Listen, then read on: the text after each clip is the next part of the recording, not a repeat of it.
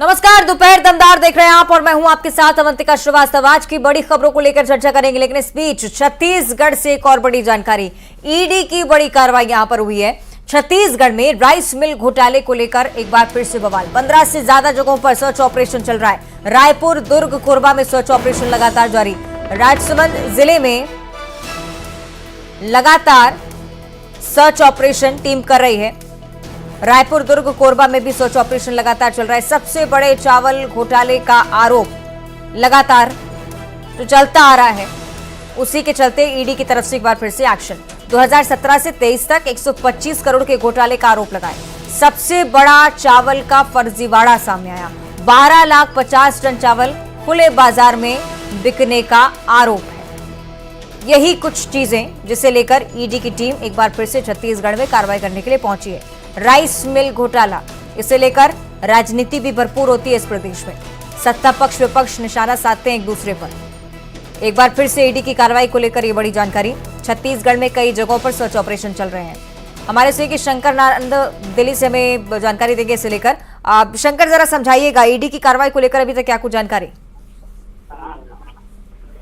इस वक्त में केंद्रीय जांच एजेंसी प्रवर्तन निदेशालय यानी कि ईडी के द्वारा एक बड़ी सर्च ऑपरेशन को अंजाम देते हुए तकरीबन 15 ऐसे लोकेशन हैं छत्तीसगढ़ के जहां पर आरोपियों से जुड़ा हुआ कनेक्शन निकल के सामने आया था। लिहाजा कई आरोपियों के आवास और अन्य लोकेशन पर सर्च ऑपरेशन को अंजाम दिया जा रहा है। और जिस तरह से राइस मिल घोटाला के अगर बात करें तो जिस तरह से कई ऐसे जो एफआईआर जो है, जो स्थानीय पुलिस थाने में रजिस्टर्ड था, उन तमाम मामलों को आधार बनाते हुए ईडी ने उस केस को टेक ओवर किया और मनी लॉन्ड्रिंग एक्ट के तहत उस मामले को दर्ज करके इस मामले की जब इन्वेस्टिगेशन की तो उसके बाद कई ऐसे बड़े आरोपियों का नाम सामने आया है जो वाकई में चौंकाने वाले नाम है। लेकिन इस मामले में अभी तफ्तीश जो है वो भी चल रही है। तफ्तीश का दायरा काफी आगे बढ़ चुका है।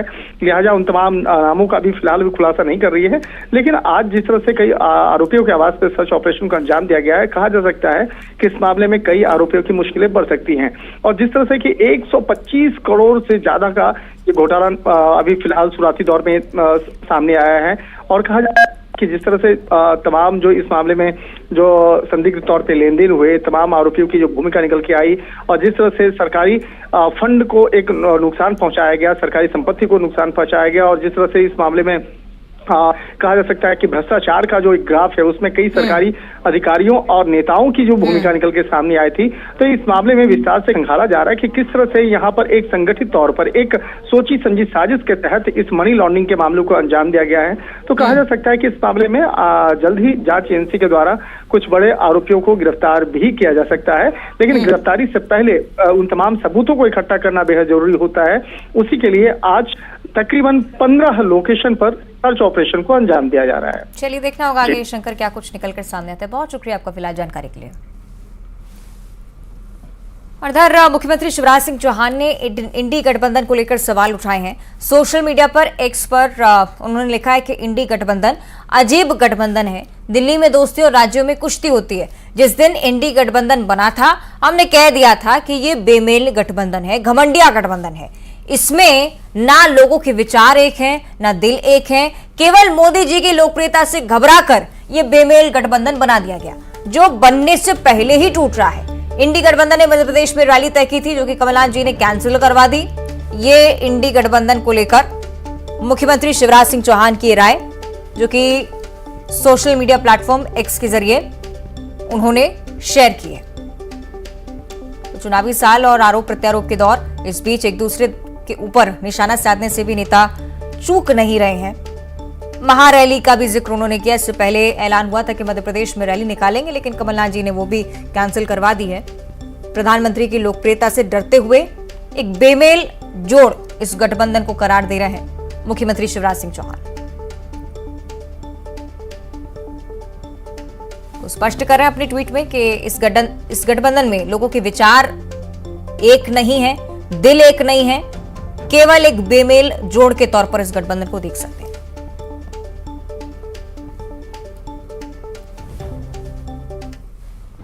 जिस दिन इंडी गठबंधन बना था हमने कह दिया था ये बेमेल गठबंधन है, घमंडिया गठबंधन है। इनमें ना लोगों के विचार एक है और ना दिल एक है। केवल मोदी जी की लोकप्रियता से घबराकर यह बेमेल गठबंधन बना था, जो बनने के पहले टूट रहा है। इंडी गठबंधन ने मध्य प्रदेश में रैली तय की थी, कमलनाथ जी ने कैंसिल करवा दी, घुसने से ही मना कर दिया, रोक दिया। जिस दिन से यह गठबंधन बना, यह अजीब गठबंधन है। दिल्ली में दोस्ती और राज्यों में कुश्ती, ऐसे कहीं होता है? ये तो 2024 के लिए बना है। और अभी अभी जो अखिलेश यादव जी ने कल कहा है कि कांग्रेस ने सपा को उनको 1 साल तक धोखे में रखा, बातें करते रहे, बाद में धोखा दे दिया। उनके कार्यकर्ता रात भर जगे बिठाया और जिन शब्दों का प्रयोग किया है उनने, चिरकुट जैसे, इससे उनके मन की स्थिति समझी जा सकती कांग्रेस ने कितना धोखा दिया है। और कांग्रेस आपस में भी धोखा दे रही है। अब मध्य प्रदेश में देख लीजिए, कांग्रेस लड़ रही है, सपा लड़ रही है, आप भी बाहें चढ़ा के सामने खड़ी है। काहे का गठबंधन है? और आश्चर्य के साथ जनता इस गठबंधन को देख रही है कि जब आज इस गठबंधन की स्थिति है कि आपस में लड़ रहे हैं, तो इनके हाथों में देश का भविष्य कैसे होगा, प्रदेश का भविष्य कैसे होगा? और चुनावी समय इसलिए नेताओं की बयानबाजी भी एक बार फिर से चर्चाओं का केंद्र बनी हुई। इंदौर पहुंचे थे सज्जन सिंह वर्मा, कैलाश विजयवर्गीय पर हमला बोला है। संजय शुक्ला को राम बता रहे हैं, कैलाश विजयवर्गीय को रावण बता दिया है। ये मध्य प्रदेश की राजनीति में लगातार लंबे समय से होता आ रहा है। कहीं ना कहीं तुलना की कोशिश एक बार फिर से सज्जन सिंह वर्मा करते नजर आए। इंदौर में कार्यक्रम चल रहा था, बयान दे दिया है कैलाश विजयवर्गीय के खिलाफ, रावण बता रहे उन्हें, जबकि अपनी पार्टी के नेता संजय शुक्ला जो कि कैलाश विजयवर्गीय के खिलाफ चुनाव में खड़े हुए हैं, उन्हें राम बताया। रावण को मरना पड़ेगा और राम विजयदशमी पे विजय का जुलूस निकालेगा। उसका नाम है संजय शुक्ला। कैलाश बाबू को मिलते महान नेता होते, अभी बड़ी बड़ी बात करके गए कि बाणगंगा में ऐसा कर दूंगा, 1 नंबर को ऐसा बना दूंगा। अरे 2 नंबर का मजदूर वहीं पड़ा यार, उसका बच्चा सरकारी स्कूल में भी नहीं पढ़ पा रहा है। तेरे बच्चे इंग्लैंड में पढ़ के आए दोस्त। 1 नंबर की जनता समझ रही है कि यहाँ राजनेता नहीं चाहिए, यहाँ चाहिए जन सेवा। सज्जन सिंह वर्मा को आपने सुना, संजय शुक्ला की तारीफ में क्या कुछ कह गए। कहा कि राजनेता नहीं चाहिए, जनसेवा की जरूरत इंदौर की जनता को है। इंदौर 1 से कैलाश विजयवर्गीय के खिलाफ संजय शुक्ला का नाम सामने आया। सज्जन सिंह वर्मा उन्हीं के पक्ष में माहौल बनाने की कोशिश कर रहे थे, लेकिन बयान देते देते इतने आगे बढ़े कि रामायण तक पहुंच गए। संजय शुक्ला को राम बता दिया, कैलाश विजयवर्गीय को रावण कहकर संबोधित किया है। बीजेपी की तरफ से राजपाल सिंह सिसोदिया हमारे साथ जुड़े हुए, इनसे हम खास बातचीत करेंगे। राजपाल जी, बहुत स्वागत आपका। संजय शुक्ला को राम कह रहे हैं सज्जन सिंह वर्मा, बड़ी बात यह कि कैलाश विजयवर्गीय को रावण कह दिया है।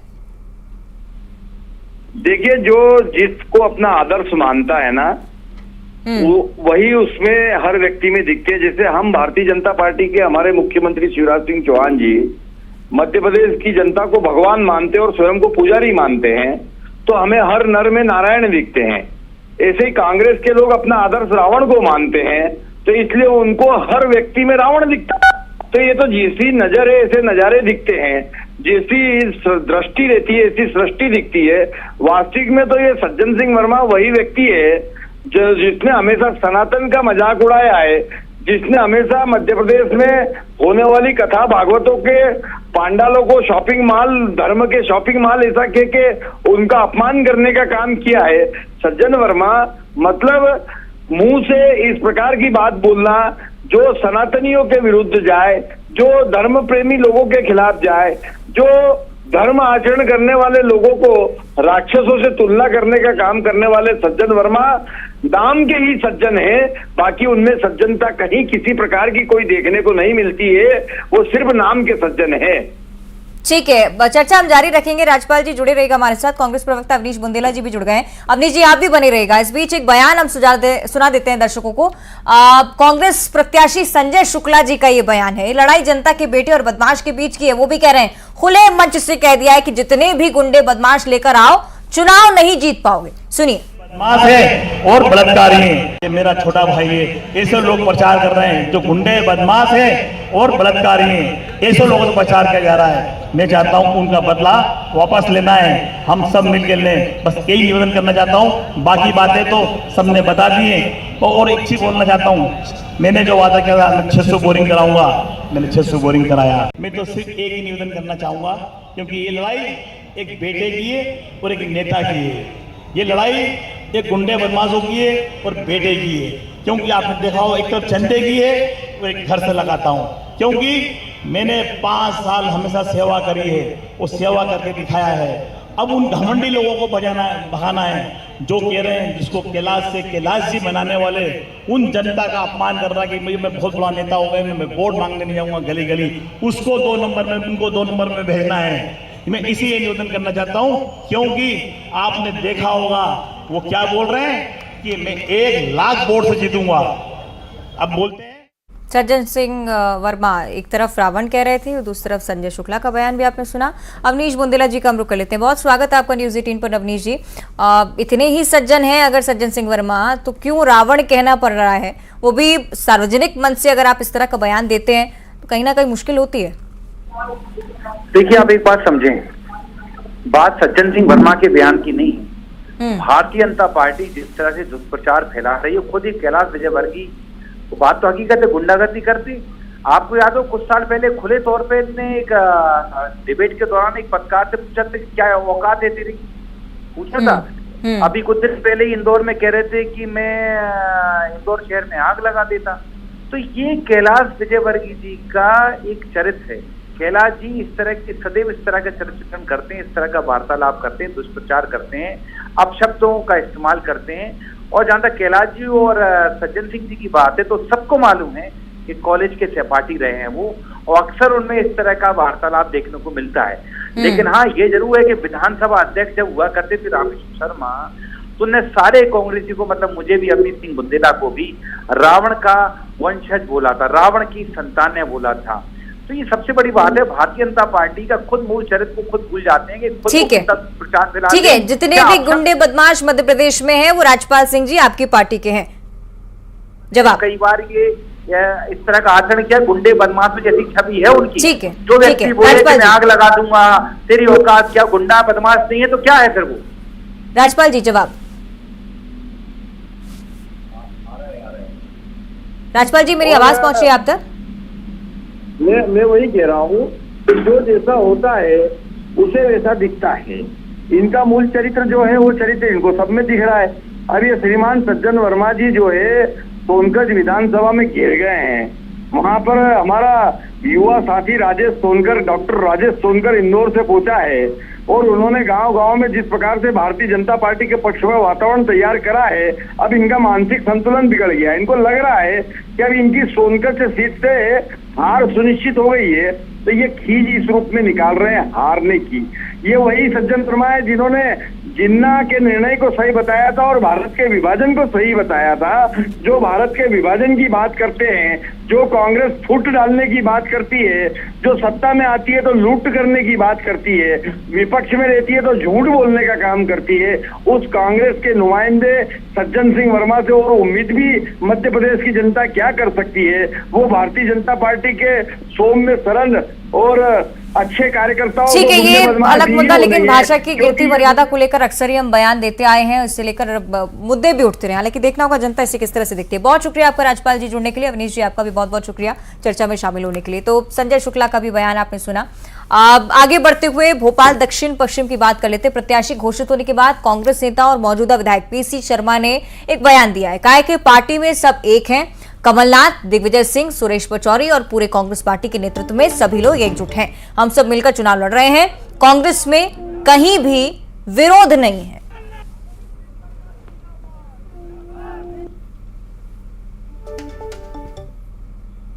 विधानसभा चुनाव के लिए कांग्रेस ने अपनी दूसरी सूची जारी कर दी है। दक्षिण पश्चिम से मौजूदा विधायक और पूर्व मंत्री पीसी शर्मा को एक बार फिर से कांग्रेस ने चुनावी मैदान में उतारा है। सर, एक बार फिर से चुनावी मैदान में क्या भरोसा है कि 2018 की तरह इस बार भी जनता के भरोसे पे खरा उतरेंगे? देखिए, मैं कांग्रेस हाईकमांड खड़गे जी, सोनिया जी, राहुल जी, प्रियंका जी और मध्य प्रदेश कांग्रेस अध्यक्ष कमलनाथ जी, दिग्विजय सिंह जी, सुरेश पचौरी का आभार माना कि जन्मदिन के दिन ये गिफ्ट मुझे उन्होंने दी है। और ये तय है कि आम जनता और कांग्रेस के कार्यकर्ताओं के सहयोग से हम उनके विश्वास पे खरे उतरेंगे।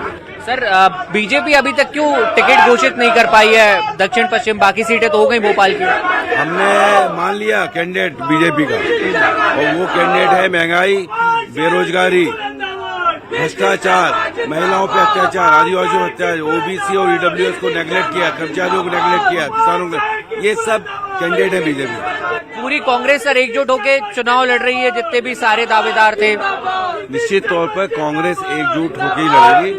सबका हमारे हाईकमांड पर और मध्य प्रदेश में कमलनाथ जी, दिग्विजय सिंह जी, पचौरी जी पे सबका विश्वास है, इसलिए सब मिलकर लड़ेंगे। तो कांग्रेस के नेता और दक्षिण पश्चिम से प्रत्याशी पीसी शर्मा हमारे साथ थे। उन्होंने दावा किया कि कांग्रेस एकजुट है, एक साथ मिलकर चुनाव लड़ेगी और एक बार फिर से सरकार कांग्रेस बनाने जा रही है। बहरहाल देखना होगा कि जनता कांग्रेस पर कितना भरोसा जताती है। वीडियो जर्नलिस्ट संजय नामदेव के साथ न्यूज 18 के लिए भोपाल से वासु चौरे। एकजुटता का दावा कर रहे हैं पीसी शर्मा। आगे बढ़ते हुए ग्वालियर विधानसभा की बात कर लेते हैं। इस पर ऊर्जा मंत्री प्रद्युम्न सिंह तोमर को चुनौती देने के लिए कांग्रेस ने सुनील शर्मा को चुना है। कुंदल मालवीय को खंडवा से उतारा गया है, जबकि ज्ञान सिंह को सीधी विधानसभा सीट से उम्मीदवार बनाया गया है। एनपी प्रजापति को गोटेगांव से उतारा है। विवेक पटेल को वारासिवनी मिली है। अशोक मरसुकोले को मंडला से टिकट दिया है। उम्मीदवार बनाए जाने पर इन लोगों ने खुशी जाहिर की। क्या कहा, सीधे सुनिए। अब जनता ही चुनाव लड़ेगी और मेरी देवतुल्य जनता मुझे आशीर्वाद देगी, कांग्रेस पार्टी को आशीर्वाद देगी और न्याय करेगी और कांग्रेस पार्टी की सरकार बनेगी। प्रचंड बहुमत से कमलनाथ जी मुख्यमंत्री होंगे। हमारे तमाम वरिष्ठ नेताओं का, कमलनाथ जी का, दिग्विजय सिंह जी का, अरुण यादव जी का, सोनिया जी का, राहुल जी का, और ये धन्यवाद केवल इसलिए नहीं कि उन्होंने मुझे दोबारा उम्मीदवार बनाया है, मैं धन्यवाद इसलिए देना चाहता हूं कि उन्होंने भरोसा मुझ पर व्यक्त किया। जीतने के बाद सबसे पहले मेरी प्राथमिकता है कि सीधी जिले को एक मॉडल के रूप में बनाऊं। अब जब मिली है तो फिर बड़े बड़े अक्षरों में भी लगना चाहिए कि अब प्रजापति जी को फिर से पूर्व विधानसभा अध्यक्ष को टिकट मिली है ना, ये ब्रांडिंग होना चाहिए। या पाटिल कॉलेज हो, ITI हो, व्यवसाय शिक्षा हो, जीत के प्रति कितना आश्वस्त है? 100%। इस बार रिकॉर्ड तोड़ वोटों से कांग्रेस जीत होगी। इस बार वाराणसी में कांग्रेस की ओर से कांग्रेस जनता लड़ेगी। जब जनता लड़ती है। और दूसरी तरफ नरसिंहपुर चुनाव प्रचार में जुटे प्रहलाद पटेल ने कमलनाथ को उड़न खटोले के बाबा कहकर तंज कसा। उनकी माने तो कमलनाथ एक कदम भी पैदल नहीं चल सकते हैं। वो आम आदमी की तरह 24 घंटे भी गुजार नहीं सकते हैं। कमलनाथ की तुलना ईस्ट इंडिया कंपनी से करते हुए उन्होंने कहा कि जैसी कंपनी ने साम्राज्य फैलाया वैसे ही कमलनाथ ने छिंदवाड़ा पर कब्जा किया है। मैंने कहानी सुनाई है। कमलनाथ पर निशाना साधते हुए प्रहलाद पटेल एक बार फिर से नजर आए। इससे पहले भी चुनौती दे चुके हैं कि छिंदवाड़ा से बाहर आकर अगर चुनाव लड़ते हैं कमलनाथ तो निश्चित तौर पर विफलता हाथ लगने वाली है। चुनौती भी दी थी, लेकिन इससे ठीक बाद प्रचार में जैसे ही शामिल होने पहुंचे कार्यक्रम में मंच से ही कमलनाथ को उड़न खटोले वाले बाबा कहकर संबोधित किया, तंज कसा। ये भी कहा कि एक आम व्यक्ति की तरह 24 घंटे नहीं बिता सकते कमलनाथ। ईस्ट इंडिया कंपनी से तुलना उनकी कर दी है। कह दिया है कि ईस्ट इंडिया कंपनी ने जिस तरह से अपना साम्राज्य फैलाया था ठीक उसी प्रकार छिंदवाड़ा पर भी कमलनाथ ने कब्जा कर लिया है। हो सकता है कि कमलनाथ के गढ़ को साधने की कोशिश में प्रहलाद पटेल ये कह रहे हो, लेकिन साफ तौर पर चुनौती भी बीते दोनों दी थी।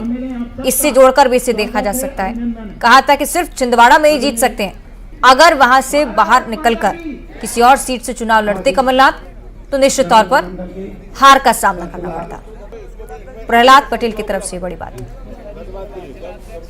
मैं आज कमलनाथ को आईना दिखाने गया था और मैंने अपना हेलीकॉप्टर का प्रचार अभियान वहीं से शुरू किया।